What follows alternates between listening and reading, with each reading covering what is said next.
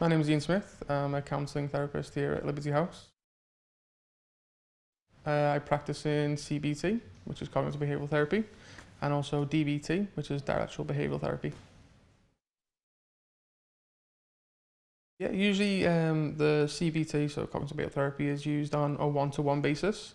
That's with the client when the client sits in with us, and we basically talk them through and basically look at the way their feelings, behaviours and thoughts all interact with each other and how they affect their mood and also their addiction, and how we can overcome that and basically see where they are and also how we can use that to help them in the future.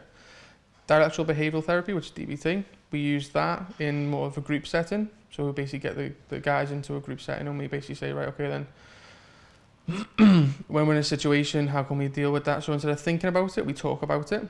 There's a lot of mindfulness in there. So basically they're mindful of what they're going through and how they are as a client and what their addiction is. We look at basically the clear mind, the addictive mind, and then clean mind. So how they interact with each other and where the clients are, where they are, where they aren't. And then we move on from there and we basically go to how they control their emotions, because usually with the addictive mind, the emotions are out of whack and they can't really control them.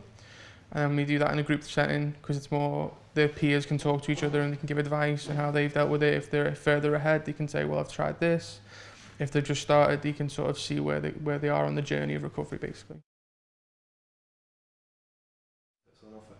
So the range we go from, we have literally meditation that we do in the morning. When we do the group therapy work, it works around obviously the 12-step program, working on people's life stories, which they do first, and then they go into the 12 steps. We do a lot of DBT programs on a Wednesday, which gets illustrated in the morning, and then the clients can think about that in the afternoon, and we can work with them into one-to-ones with the CBT as well.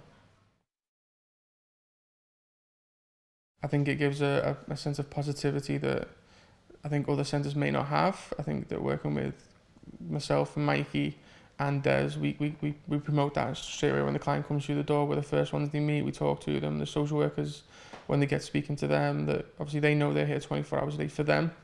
So we promote that vibe of we are here for you, just all you need to do is ask.